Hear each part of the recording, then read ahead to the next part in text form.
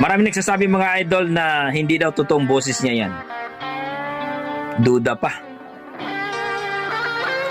Duda pa ang mga mananap mga idol na hindi daw ganyan ang boses ni G Heart Music.